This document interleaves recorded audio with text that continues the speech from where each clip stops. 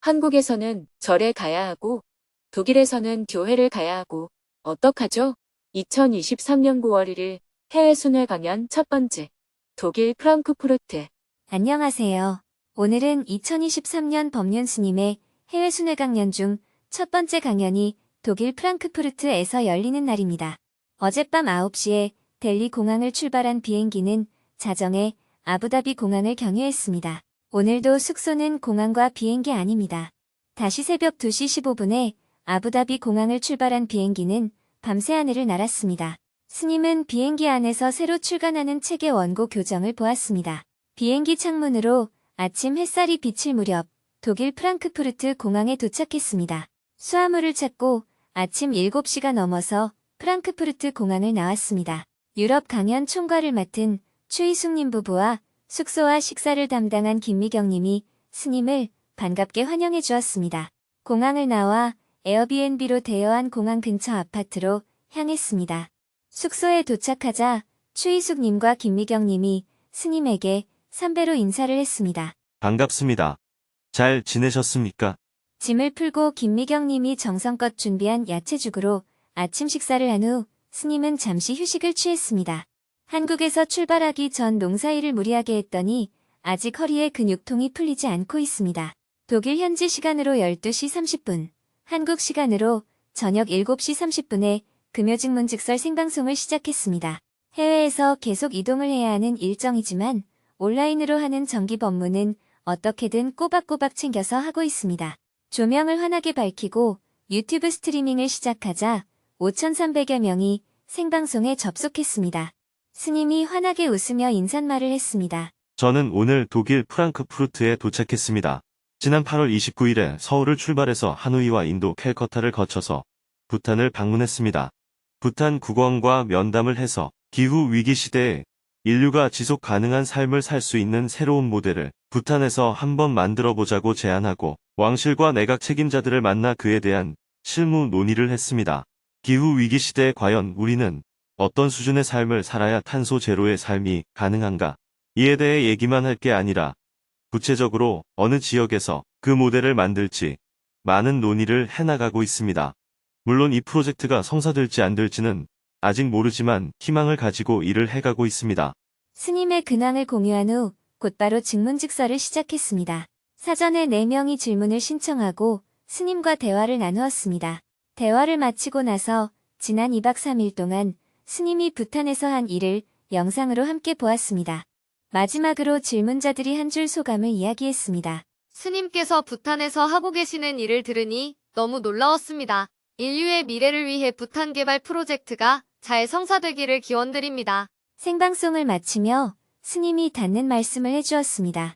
저는 부탄 개발 프로젝트를 성사시키기 위해 최선을 다하고 있지만 성사가 될지 안 될지는 모르는 일입니다.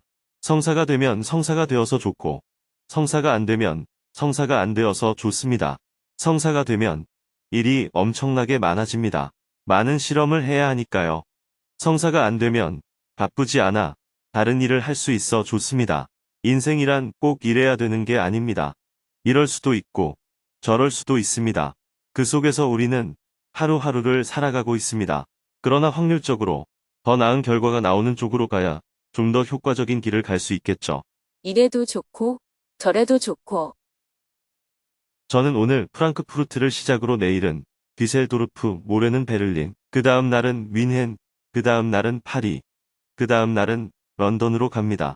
그리고 시애틀로 들어가서 밴쿠버에 갔다가 다시 또 시애틀로 왔다가 로스앤젤레스로 갔다가 샌디에이고로 갔다가 다시 샌프란시스코로 갔다가 댈러스로 갑니다. 이렇게 매일 하루에 한 도시를 이동하며 증문즉설 강연을 이어나갈 계획입니다. 주위 사람들이 너무 힘들지 않느냐고 걱정을 많이 하는데 힘들긴 해요. 그러나 농사일보다는 덜 힘들 거예요. 가는 차 타고, 가는 비행기 타고, 주는 밥 먹고, 아프면 약 먹고, 피곤하면 쉬고 사람들이 질문하면 대답하고, 이동할 때는 원고 쓰고, 이렇게 주어지는 인연에 수순하면 되기 때문에 크게 힘들 것이 없어요. 그러니 삶을 너무 어렵게 생각하지 마시고 여유를 갖고 살아가시길 바랍니다. 생방송을 마치고 저녁 6시에 강연장으로 이동했습니다. 숙소에서 차로 20분 거리를 달리는 동안 프랑크푸르트의 마천루를 이루고 있는 메세투른 빌딩을 지났습니다. 도시 곳곳에 100년이 넘은 오래된 건물들이 많이 보였습니다. 오늘 직문직설 강연장은 마인강이 내려다 보이는 유겐트헤르베르게 프랑크푸르트 컨퍼런스 센터입니다. 스님은 강연장에 일찍 도착하여 어떤 분들이 참석했는지 청중석을 한 바퀴 둘러보며 한 분 한 분과 일일이 악수를 나누고 인사를 했습니다. 입장을 못할까봐 아침 10시부터 와서 기다린 사람도 있었습니다.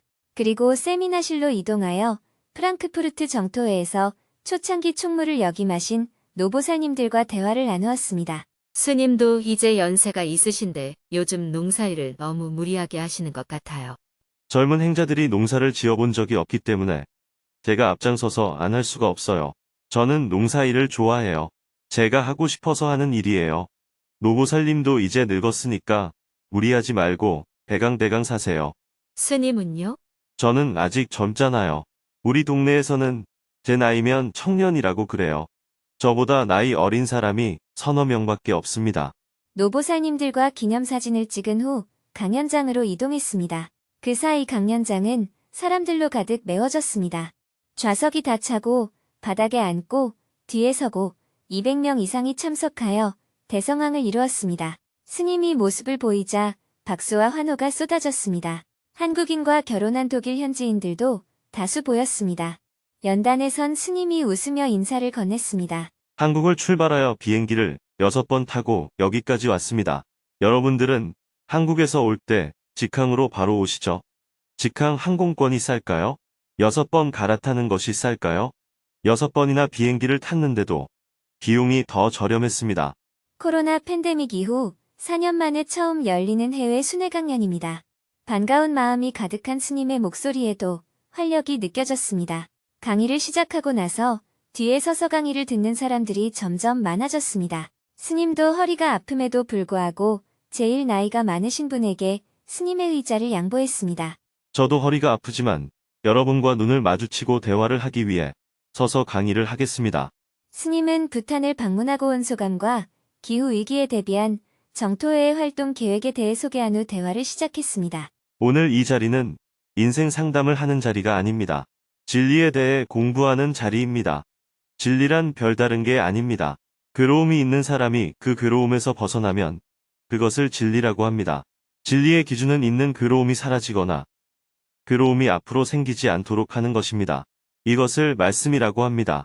우리가 예수님의 말씀이라고 부르는 이유는 그 말씀을 듣고 번민하던 사람들의 괴로움이 사라졌기 때문입니다. 우리가 일상적으로 나누는 얘기는 그런 말씀과는 달라요. 누구든지 자신의 고민, 번뇌, 의문을 질문하면 그것이 진리의 소재가 되는 것이 직문직설입니다. 인간관계에서 생기는 여러 번뇌에 대해 제가 일방적으로 강의를 하는 것이 아닙니다. 여러분이 질문을 하시면 그 구체적인 사례를 소재로 해서 번뇌로부터 자유로워질 수 있는 길에 대해 대화하는 겁니다. 자, 그럼 시작해볼까요? 8명이 손을 들고 자유롭게 스님과 대화를 나누었습니다. 그중 한 명은 한국에서 살 때 25년 동안 불교를 믿어왔는데 독일에 와서 매주 교회를 나가게 되었다며 이래도 괜찮은지 질문했습니다. 호탕한 웃음과 함께 스님이 대답했습니다. 한국에서는 절에 가야 하고 독일에서는 교회를 가야 하고 어떡하죠? 저는 독일에 온 지 1년 3개월 정도 된 20대 청년입니다. 어릴 때부터 할머니 손을 잡고 절에 많이 다녔고 군대에서도 불교 군종병을 했습니다. 제가 이곳 프랑크푸르트에 오니 절이 거의 없었고 그럼에도 불구하고 종교 생활을 이어가려고 중국 절에도 가보았습니다. 하지만 작년 12월부터 좋은 인연이 생겨서 교회에 다니게 되었습니다. 다행스럽게도 교인들과 계속 어울리며 잘 지내고 있습니다. 하지만 제가 25년 가까이 불교를 믿으며 절에 다닌 사람인데 독일에 와서 어느 순간 교회에 다니기 시작하니 내적 갈등이 생깁니다. 한국에 가면 가족들을 따라 절에 가고 독일에 오면 매주 일요일에 교회를 나갑니다. 이런 상황이 저는 굉장히 혼란스럽게 느껴집니다. 스님은 이에 대해 어떻게 생각하시나요? 한국에서는 절에 가고 독일에서는 교회에 가는 것이 왜 문제가 될까요? 저는 오히려 질문자의 말이 이해가 안 됩니다. 질문자의 생각대로라면 한국에서는 한국어를 하고 독일에서는 독일어를 하는 것도 이상한 일이라고 생각해야 하지 않을까요? 한국에 가면 한국어를 하고 독일에 가면 독일어를 하듯이 질문자의 인연으로는 한국에서는 절에 가고 독일에서는 교회에 가는 겁니다.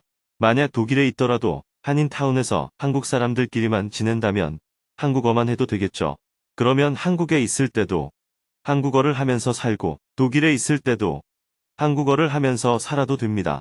하지만 밖에 나가서 독일 사람들을 만나면 그때는 독일어를 써야 하잖아요. 그것처럼 독일에도 절이 있으면 한국에서도 절에 다니면 되고 독일에서도 절에 다니면 됩니다. 하지만 독일에는 절이 없으니까 교회에 다니는 겁니다.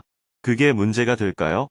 독일은 불교 인구가 적어서 혹시 절이 있더라도 질문자와 같은 청년이 절에 가면 아마 질문자가 거의 유일한 청년일 거예요. 그래서 친구를 사귀기는 어려울 겁니다. 그러나 교회에 가면 젊은 사람이 좀 있잖아요. 교회에 다니면 친구도 사귈 수 있는데 왜 절에 가려고 해요?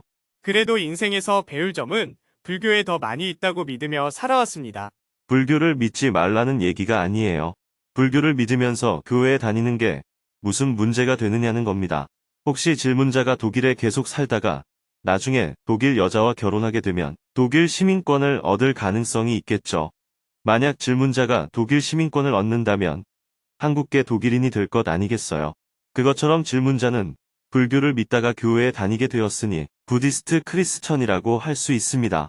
이와 반대로 교회를 다니다가 불교를 믿게 된 사람을 크리스천 부디스트라고 합니다. 미국에는 현재 대단히 많은 크리스천 부디스트가 있습니다. 기독교적인 배경을 깔고 있으면서 불교를 믿는 사람들이 매우 많습니다. 독일에도 아주 많아요. 왜 우리는 늘 둘 중에 하나를 선택해야 합니까? 이 종교에서 저 종교로 옮겨갈 수도 있고 두 종교를 다 믿어도 되고 한 종교를 기반으로 해서 다른 종교를 믿어도 됩니다. 한국에서 태어났더라도 일본 국적을 갖기도 하고 미국 국적을 갖기도 하는 것처럼 외종교는 기독교 집안에서 태어났다고 해서 꼭 기독교를 믿어야 하고 불교 집안에 태어났다고 해서 기독교를 믿으면 안 됩니까? 시대가 바뀌었는데 젊은 사람이 아직도 중세 시대의 사고를 하고 있네요. 교회에 열심히 다니세요. 감사합니다. 자비하신 부처님께서 여러분들이 절에 다니다가 교회에 갔다고 해서 벌을 내리실까요? 사랑의 하나님께서 여러분들이 교회에 다니다가 절에 갔다고 해서 벌을 주실까요? 구약 성서의 소돔과 고모라처럼 유황불로 지져버리실까요? 그것은 신약 성서가 나오기 이전의 얘기입니다. 예수님 이후의 하나님은 징벌의 하나님이 아니라 사랑의 하나님입니다. 자신을 십자가에 못 박은 사람들에게 예수님은 주여 저들을 용서하소서 이렇게 말씀하셨습니다. 이것이 바로 기독교의 사랑입니다. 교회에 다니다가 절에 가면 벌을 받는다는 생각은 종파주의에서 나온 협박이에요. 여러분들이 물건을 살 때의 예를 들어봅시다. 어느 한 가게에서 계속 물건을 사다가 근방에 새 가게가 생겼습니다. 새 가게의 물건이 더 좋고 가격도 저렴하면 당연히 옮겨가겠죠. 그러면 기존에 이용하던 가게의 주인은 기분이 나쁠 겁니다. 하지만 우리에게는 선택의 자유가 있어요. 눈치를 볼 필요가 없습니다. 각자 좋을 대로 선택하면 됩니다.